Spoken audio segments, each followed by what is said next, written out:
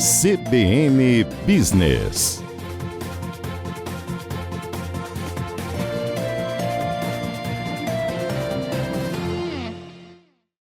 Começando mais um CBN Business, mas antes da gente ir para o nosso bate-papo, quero pedir para você se inscrever no nosso canal, curtir o vídeo, ativar o sininho para sempre receber as notificações e também aproveita, copia o link e envia naquele grupo de WhatsApp que eu sei que você gosta, porque o assunto de hoje é muito interessante. Está aqui comigo o Tarcísio Basso, que é CEO do Grupo Zeta e também CEO da Start Anglo Bilingual School. Tarcísio, muito obrigada, viu, por aceitar o nosso convite para a gente bater um papo sobre um assunto que é de interesse de todo mundo, que é educação. Eu que agradeço, Carol, agradeço a todos da CBN aí, mais uma vez por esse convite, por essa acolhida, e o convite de vocês não tem como recusar, e eu estou aqui à disposição para a gente bater esse papo aqui, tá bom? A gente sabe que o grupo é bem diferenciado, né, Tarcísio? E eu sempre ouvi que aula dada é aula estudada, mas vocês têm 5 pilares no grupo, que é aula bem proposta, aula bem preparada, aula bem dada, aula bem assistida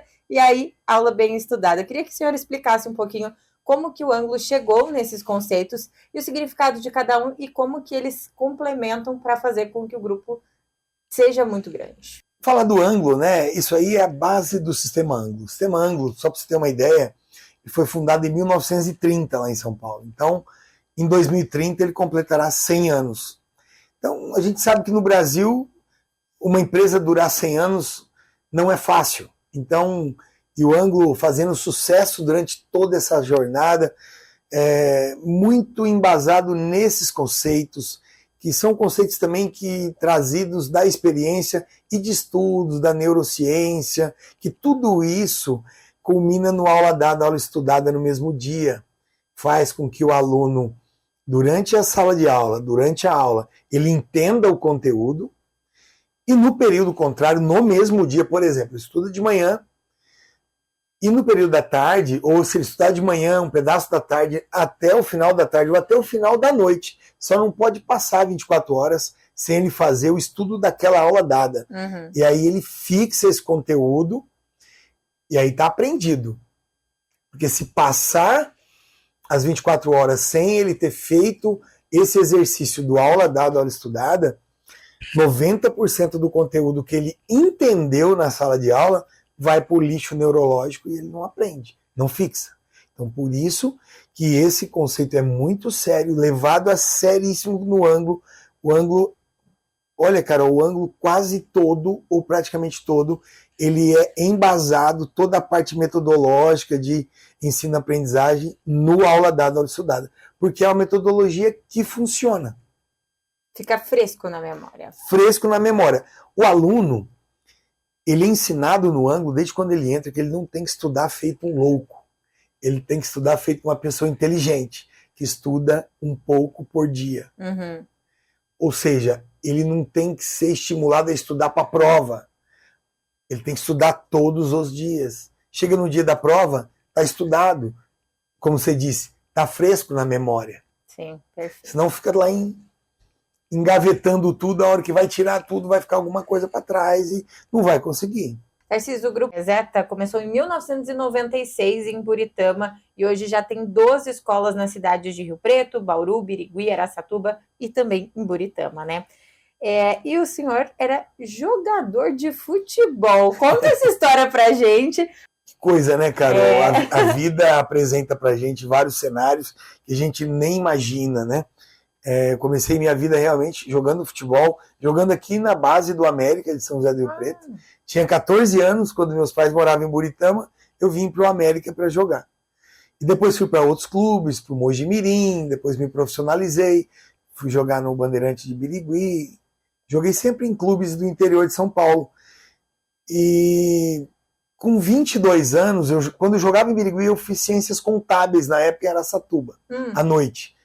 Jogava de dia, estudava à noite. Era o meu trabalho aquilo, né? Eu encarei o futebol desde os 14 anos como um trabalho, né? Era uma atividade profissional minha. E eu sou apaixonado ainda por futebol, mas em determinado momento eu decidi que eu deveria mudar o rumo da minha vida. Eu já tinha conhecido a minha esposa, estava pensando em me casar, né? E voltei para Buritama para trabalhar. Depois de formado, parei de jogar profissionalmente, continuei jogando meu futebolzinho amador, mas enfim, me casei com a Giovana, minha esposa, tenho 3 filhos, sou pai de trigêmeos. Que legal! Já tem 22 anos, né? Eu sou casado há 30 já. E em um determinado dia, lá em 1995, estava na casa da minha mãe é uma ex-diretora de escola pública, né? Uma diretora aposentada na época, nova, jovem ainda, minha mãe tinha 49, 50 anos. Estava na casa dela almoçando, ela me provocou, olha, Tarcísio, uma amiga me falou que está abrindo escolas particulares em cidade pequena, tal, o que você acha disso? Falei, mãe, eu só não estou afim de voltar a jogar futebol. Eu tenho mais 3 irmãos, 2 irmãs e um irmão, mais novos do que eu, e eu me vi ali numa condição, junto com a minha mãe, ajudar a criar essa molecada, né? Eles estavam ainda estudando e tudo mais, e eu mais velho, né? Recém-casado, casei bem jovem, mas encaramos esse desafio de montar a primeira escola lá em Buritama, que é o Colégio Zeta. Em 1996 ele foi inaugurado. E é muito interessante que nós abrimos com pouquíssimo conhecimento, ou quase nada, de escola privada, com muita fé mesmo, fé em Deus, fé no nosso trabalho, com muita força de vontade, muito sonho, muita garra e muita honestidade, né? Sempre com honestidade. E as coisas foram acontecendo. Eu sempre digo que a gente começou do zero e estamos aí escrevendo uma história bonita. Que bacana. E aí você teve a ajuda da sua mãe nesse primeiro momento, e em qual momento entrou o ângulo nisso? Sim, a minha mãe é minha sócia, né? Até hoje no Grupo Zeta. Grupo Zeta é por causa pelos nomes Zenaide e Tarcísio. Minha mãe chama Zenaide, Tarcísio aí é o Grupo Zeta. Nós trabalhamos a princípio com um sistema objetivo de ensino durante bastante tempo. Em 2012, o Zeta de Buritama depois foi para Promissão, no ano 2000, 2004 para Birigui, 2012 nós tivemos a primeira oportunidade com o Anglo, foi o Anglo Bauru. Depois 14, o Anglo Rio Preto. Depois fomos abrindo várias unidades Anglo, migramos aquelas unidades que era o objetivo tudo para Anglo, somos tudo Anglo, e em 2020 que veio a Start. Entendi. E em 22, Anglo Araçatuba. E você participou de um painel da FGV aqui em Rio Preto, e em uma das suas falas você relembra a sua trajetória, né, na busca de ensino, vindo de carro de Buritama até Rio Preto, para viajar de ônibus também até São Paulo, em busca mesmo de especialização. Você faria esse mesmo caminho? Com certeza, acho que faria até mais, viu, Carol? Acho que faria até mais. Eu sempre fui muito inquieto, mesmo começando, como te falei, começando sempre do zero, com condições não absolutamente favoráveis, né? Eu tenho um grande legado que eu trago do meu pai e da minha mãe, que é meu legado pessoal, de honestidade, de caráter. Fora isso, eu corri atrás. E corri atrás mesmo com muita força, tanto eu quanto a minha esposa. Ela também da família dela. E na época fiz esse MBA em São Paulo, depois fui para os Estados Unidos fazer lá em Ohio, um módulo americano, e sempre correndo atrás, e não paro de estudar. Até hoje faço N cursos, participo de grupos de network, palestras. Enfim, né, Carol, a gente é melhor do que a gente era antes, mas a gente tem muito a evoluir. Você não se acomodou? Não vou me acomodar nunca, acho. Maravilha. Em 2022, o Brasil apresentou um desempenho médio de 379 pontos em matemática no Programa Internacional de Avaliação de Estudantes, o PISA. A pontuação é inferior a muitos países, como Chile, Uruguai e Peru. Lembrando que essa prova é aplicada a alunos das escolas estaduais, né? Como que você avalia essas baixas notas do Brasil em rankings como esse, que são muito importantes? Essas avaliações, né, como você disse, é num cenário de rede pública, né? Bem diferente da rede privada. Mas é um cenário de Brasil que a gente tem que respeitar. Eu, particularmente, como cidadão brasileiro, não gostaria que isso estivesse acontecendo jamais. Que o Brasil tivesse lá pontuado entre os últimos países do PISA. Mas isso é um trabalho muito estrutural, político, que tem que ser feito, né, Carol? E não é fácil, mas é possível. Tem países que são exemplos de educação, como Finlândia, Noruega, Nova Zelândia, muitos outros. muitos, muitos mesmos. E China, Singapura, próprios Estados Unidos, que as coisas são diferentes, né? Uhum. O ensino público é muito bom, diferente do Brasil, infelizmente.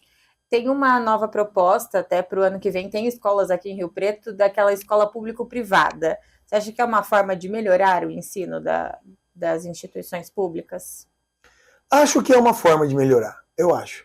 Eu acho porque o ensino público também precisa de consumir produtos. Tem muitos produtos à disposição. Materiais didáticos, aplicativos de orientação de estudos, Sim. aplicativo de comunicação entre família e escola, que esse problema é ainda maior na rede pública. Então dá para melhorar muito a rede pública de ensino, eu acredito. Segundo a Organização para a Cooperação e Desenvolvimento Econômico, o Brasil destina em média $3.600 por ano por estudante no ensino fundamental. Já no ensino superior, esse investimento chega a mais de $13 mil por aluno. O Brasil, em termos de educação pública, então, investe em recursos? O senhor acha que poderia investir mais? Eu acho que investe, Carol. Investe, esse é uma boa grana. Uhum. Essa é uma boa grana. Só que tem que ser bem canalizado, né? Todos sabemos, eu sou empreendedor, nunca trabalhei na rede pública, super respeito, entendo como cidadão.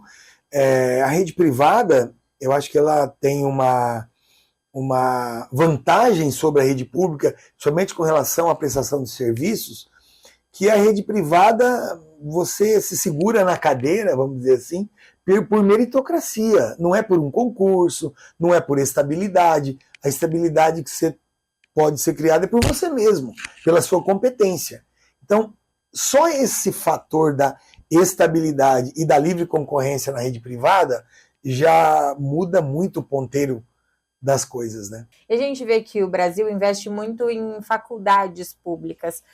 Você acha que esse investimento poderia ser uma parte na educação de base? Acho que poderia. As universidades públicas no Brasil são boas, são boas, né?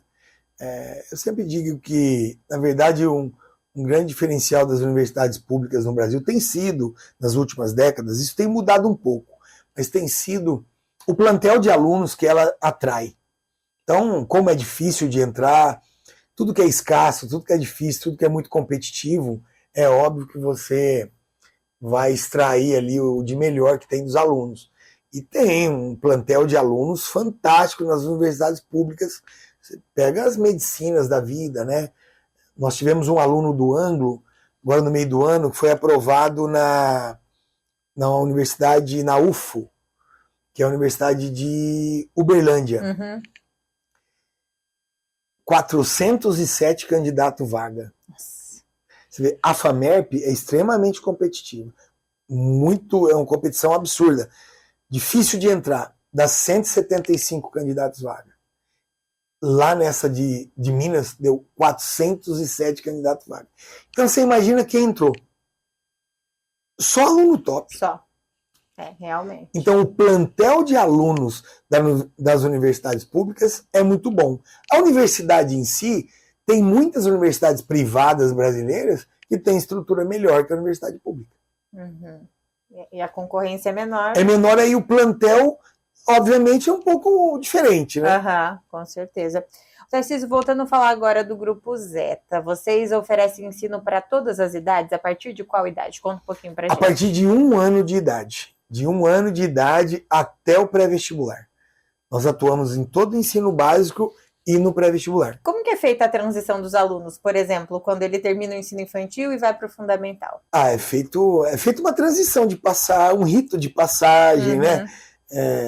Isso é feito durante os anos, né? E durante o último ano, do infantil 4 para o primeiro aninho, do 5º para o 6º, do 9º para o 1º, existe todo um cuidado para ter esse acolhimento, para não ter um gap aí de diferença, para que o aluno possa se ambientar rapidamente. Mas isso, durante o ano da transição, são feitas várias ações, tanto dos alunos, recebendo os novos alunos, quanto dos professores, os novos professores, os coordenadores que conduzem esse processo. Ô Tarcísio, e principalmente ali naquela idade dos 5 até a adolescência, os pais colocam as crianças em várias atividades extracurriculares. Vocês oferecem isso dentro da própria escola, né?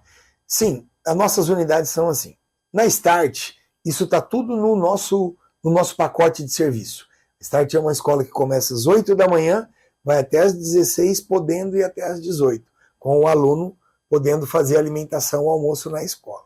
Nas outras unidades do grupo, como o Ângulo e o Preto, e as outras unidades, o período oficial é meio período, mas tem também no contraturno várias atividades extras que as famílias podem contratar à parte. Tarcísio, na pandemia, né, quando teve queda de renda, muita gente acabou ficando desempregada, muitos pais optaram por transferir os filhos das escolas particulares para as escolas públicas. Dados da Conjuntura Econômica de Rio Preto mostram que as matrículas da pré-escola foram as mais impactadas e que em 2023 as matrículas da rede particular voltaram ao patamar pré-pandemia. Qual que é a explicação para esse aumento? É que quando teve a pandemia, né, foi muito difícil para alunos de educação infantil, porque nas nossas unidades a gente oferecia a possibilidade do ensino remoto. Tinha aula síncrona e assíncrona, né? Mas aquela aula síncrona, que é a aula ao vivo, ela é muito delicada para o aluno na faixa etária da educação infantil. Então ficava muito inviável, era só praticamente trabalho para fazer em casa, um período muito pequeno de aula síncrona por dia, a maioria de atividades assíncronas. Então as famílias realmente, muitas delas tiraram os filhos da escola, né? Ficaram em casa e tal. E quando retornou, aí foi uma avalanche. O Anglo Kids, por exemplo, a gente logo no primeiro ano que voltou, a gente não tinha mais vaga. Tinham mais de 500 alunos no Anglo Kids. E até hoje a escola lotadaça. Que interessante. Então foi impactado na época da pandemia, mas já voltou aos trilhos. Sim. E por falar em pandemia, alguns especialistas durante, né, aquele período mais crítico afirmaram que o fechamento das escolas prejudicaria a formação dos alunos, porque o presencial a gente sabe que é muito diferente do EAD. Vocês veem isso na prática, de fato, esses efeitos da pandemia, os efeitos negativos, no caso? Não tem como não ter tido um pouco de efeito, né, Carol? Falar que não teve, não existe isso. Onde que tem sido a oportunidade dos alunos, principalmente que estavam lá no 8º, 9º e foram migrando para o ensino médio com alguma deficiência por conta da quantidade de aula remota e que o monitoramento desse aluno era muito mais difícil, os alunos acabam no pré-vestibular, usando o pré-vestibular para dar uma acertada no ponteiro, sabe? Como o pré-vestibular é pós-ensino médio, às vezes o aluno fez o ensino médio ali com algumas dificuldades, com alguns gaps de aprendizagem. O pré-vestibular, ele é uma revisão de todo o ensino médio. Então, muita gente tem feito o pré-vestibular como se fosse um reforço do médio daquele período de pandemia, e aí tudo ok. Entendi. E agora já entrando no assunto do pré-vestibular, que eu sei que a demanda de vocês é muito alta, muita gente procura o Ângulo por conta do pré-vestibular também. Como que é feito? Como que vocês avaliam os conteúdos? É baseado nos principais vestibulares? Sim, com certeza. O Sistema Ângulo é craque nisso, né, Carol?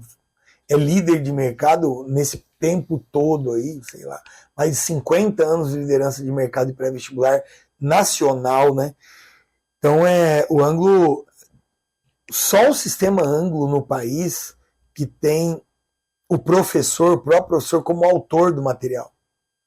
Isso é um negócio absolutamente diferenciado. O próprio professor que faz as atualizações, as correções, então, e ele vive o dia ali, ele dá aula no pré-vestibular, ele, por exemplo, tem um professor autor de literatura, ele dá um dia, no máximo 2 de aula, o restante da semana ele fica à disposição do sistema, só escrevendo material e atualizando. Então, não tem nenhum outro sistema do país hoje que tem essa infraestrutura. Isso faz muita diferença. Inclusive, algumas escolas usam até do chat GPT para poder formular perguntas, por exemplo. Já entrando nesse assunto, o que você acha da inteligência artificial aliada aos estudos? A inteligência artificial é uma realidade, Carol. É uma realidade. Ela jamais vai substituir o humano, mas ela é uma realidade, é uma ferramenta excelente. O Semango também tem utilizado, nós nas nossas unidades também, nossos diretores, coordenadores fizeram recentemente vários cursos sobre a utilização, transmitiram isso tudo para professores. Tem sido uma ferramenta muito poderosa. Óbvio que ela não vai substituir o ser humano. Ela vai auxiliar. E vocês, então, se capacitam para ela, mas não dependem dela. Sim, claro. O ensino técnico, Tarcísio, ele é oferecido pelo Estado, como no Centro Paulo Souza, né? Por exemplo, instituições como Senac, SESI e Senai, que também são mantidos pelos estados. Em instituições privadas é muito difícil, né, ter um ensino técnico aliado ali à escola, ao ensino fundamental, enfim. Você acha que pode ser uma previsão para o futuro ter esse técnico aliado nas escolas particulares também? Teve uma época, Carol, lá, 20 anos atrás, tinha muita escola privada de ensino técnico.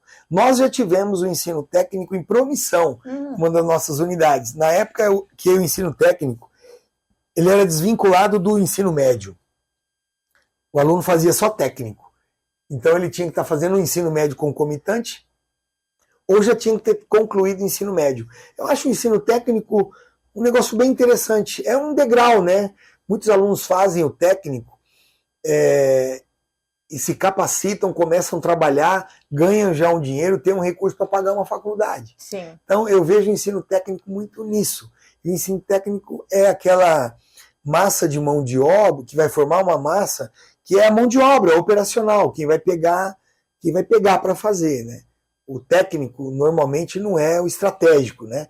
É o cara que faz. Sim. Então, ele é importante. Na cadeia produtiva de qualquer país, ele é super importante. Deveria ser mais incentivado no país. Mas tem alguns movimentos que atrapalharam bastante o ensino técnico. Por exemplo, o EAD, o ensino à distância superior. Porque uma mensalidade de EAD é mais barata do que uma mensalidade de técnico.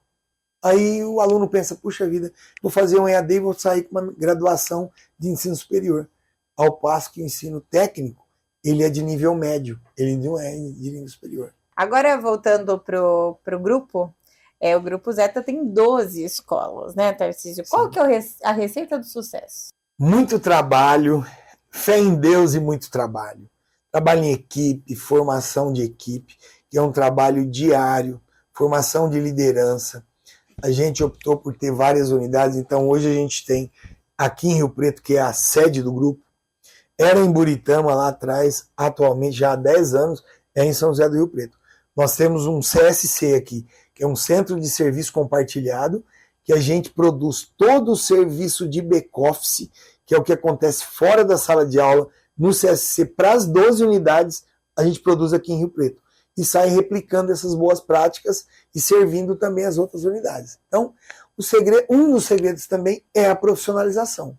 Busca pela profissionalização, para mim, é um segredo de sucesso em qualquer negócio, não é só no negócio de escola. Né? E como que vocês fazem a escolha dos professores? É um processo rigoroso? É um processo rigoroso, é um processo também, quando você tem já uma experiência e um conhecimento de mercado, o Grupo Zeta já, esse ano, fez 28 anos, né? A gente acaba tendo um conhecimento com muita gente, né? Tem muita indicação, a gente já sabe onde vai buscar as peças. Então, normalmente é assim. A dificuldade hoje, não só no Grupo Zeta, mas em todas as escolas, é na formação das equipes de liderança, de gestão pedagógica, porque o professor, existe a faculdade, os cursos de licenciatura, Sim. que formam excelentes professores, ele vai se desenvolvendo, começa a dar aula aqui e ali, vai subindo, né? Mas para coordenação e direção não existe faculdade. Então, normalmente você pega alguém que é de sala de aula, coloca ali na cadeira e vai desenvolver a pessoa. E vai desenvolver. Esse é o nosso desafio e é difícil, não é fácil.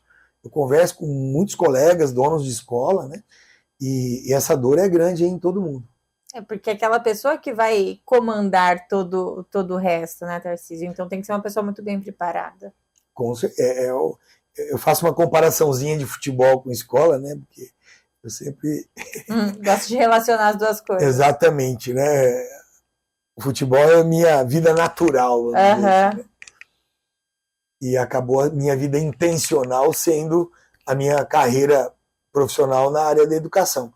Então, o treinador de um time de futebol, se você estudar sobre isso, o descritivo de função dele, a primeira função dele é desenvolver o time de jogadores. Dia a dia, nos treinamentos, e vai desenvolvendo. O coordenador é desenvolver o time de professores. Também no dia a dia vai desenvolvendo.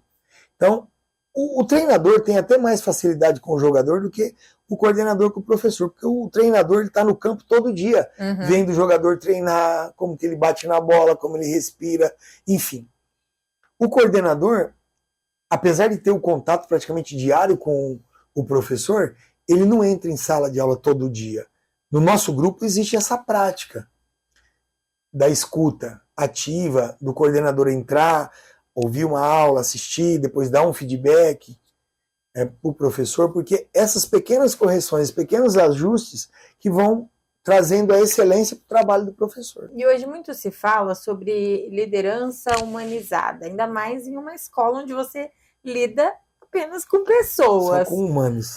Como que vocês fazem isso? O Grupo Zeta pensa nisso, nessa gestão humanizada? Sim, nós temos, no nosso EC, nós temos o RH e temos também o DP, mas o RH faz um papel super bacana e a nossa gerente de RH tem feito vários cursos, se capacitado, já está no nosso grupo há muito tempo, fazendo um trabalho de felicidade corporativa, para trazer sempre um conforto psicológico, de ambiente, de clima, para as pessoas que trabalham conosco. Nós temos um clima muito bom.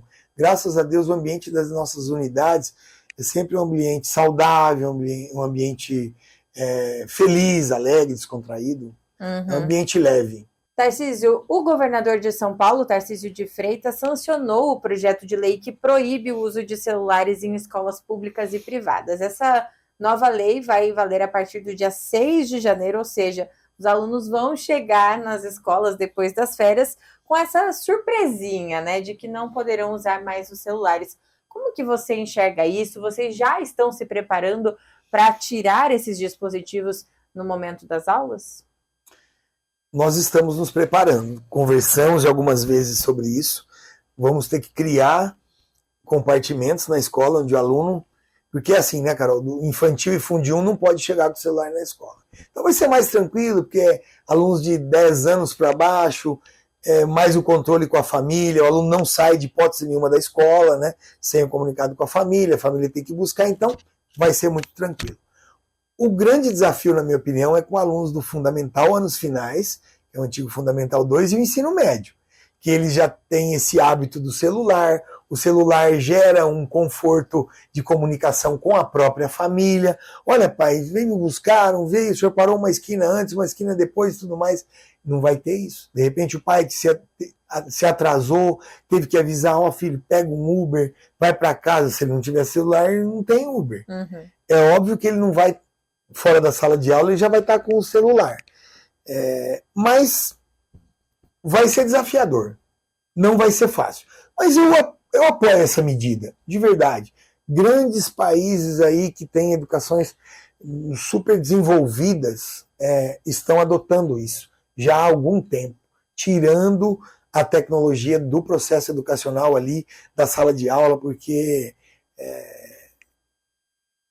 segundo a neurociência, voltando naquele papo do aula dada, aula estudada, tinha um educador que tinha no ângulo, ele até faleceu, o professor Pierre-Louis de Piatti, que ele falava assim, quando você está estudando, pega um lápis e um caderno ou uma caneta e escreva, porque quando você escreve ali no papel, você fixa na sua memória. Quando você digita, você não fixa. Olha só. Então, o professor Pierre falava isso há 10, 15 anos atrás, e está acontecendo agora. Exatamente. E aí, no ângulo tem o sistema, vocês usam dispositivos, tablets, enfim, para as aulas? Como que vocês vão lidar com isso, se vocês utilizam, né, no caso? Você sabe que eu não sei. Existem os tablets, os Chromebooks, os alunos, e nós ainda não sabemos qual medida nós teremos que tomar. Eu acredito que o tablet da escola vai ser permitido sem problema algum. O que não vai ser permitido é o celular de uso individual do aluno. Porque hoje em dia os dispositivos, eles são ferramentas, Sim. né? Então, acho que vai ter que ser balanceado isso, Sim. né, Tarcito?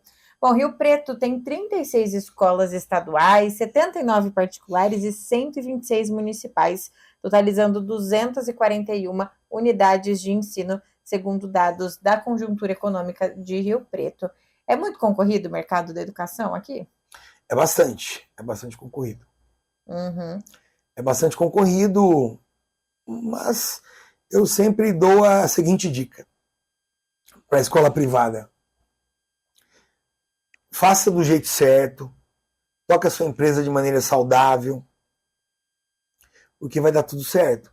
Se entrar na concorrência, aquela concorrência desenfreada, concorrência por preço, não vai funcionar, porque vai começar a vender abaixo do que deveria ser vendido, e serviço é um trabalho de quem vende serviço de qualidade e educar o cliente. Não dá para comprar serviço pelo menor preço. Você tem que comprar serviço pelo preço certo. Isso em qualquer situação, né, Carol? Sim. Se a escola não pagar o preço certo do salário do professor, ele vai embora muito rápido. Se o pai não pagar o preço certo da escola, esse contrato vai durar muito pouco com a escola. Então, tudo tem que estar no preço certo. Com certeza. E aí, para sair da concorrência também, tem os diferenciais. E o Grupo Zeta tem a Start Ângulo Bilingual School, que é a primeira escola bilíngue de alta performance do Brasil. Como que foi o processo de formatação dessa nova proposta educacional? Essa foi uma criação nossa aí. Na época eu morava no Dama 3 e já tinha o Ângulo Rio Preto, aqui na Redentora. E via muitas famílias com essa dor de trazer os filhos no Ângulo ou nas outras escolas aqui da região, do centro da cidade. E sempre conversava com a minha esposa, falou, olha, precisava de montar uma escola aqui nos Damas, né? Sim, aí tá, precisa de ser ângulo, né? Ok. Precisa ser integral, precisa ser bilíngue, precisa ser tecnológica, precisa ter esporte, precisa ter um prédio diferenciado, um espaço para o aluno curtir a escola, né? E aí começamos a criar esse conceito, Carol. E aí criamos esse conceito de escola resolutiva, no sentido de resolver a vida da família e do aluno. Ou seja, a família está lá morando na região, a família trabalha, o pai e a mãe, deixa o filho na escola. Ainda criamos um baita diferencial na Start, que a Start começa às 8 horas da manhã as aulas. Então o aluno não vai com sono para a escola, ele vai acordado, que é um grande diferencial. Então esse é o modelo americano, né?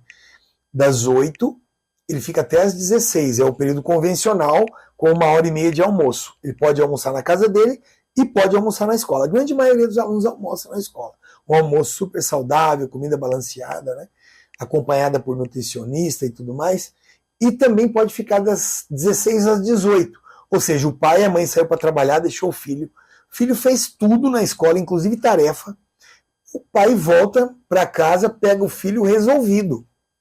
Tarefa feita, estudada, tecnologia, bilíngue, fez o ângulo, fez tudo. Que legal. Vai para casa. Isso de alta performance é extrair o máximo do aluno, né? Mas isso não quer dizer que vocês bombardeiam ele de conteúdo, tem que ter algo a mais. A alta performance, a gente é muito focado na alta performance na vida, Carol. E alta performance na vida também não significa o excesso de conteúdo, né? O alta performance relacionado ao conteúdo é a alta performance nos vestibulares. A gente tem um super time de professores, usamos o sistema ângulo. Isso naturalmente proporciona aos alunos a alta performance nos vestibulares. Só que além disso, a escola também é muito focada em empreendedorismo. Nós temos negócios que são criados pelos alunos lá dentro da escola. Que interessante. Startups que são formadas dentro da escola. Muito legal.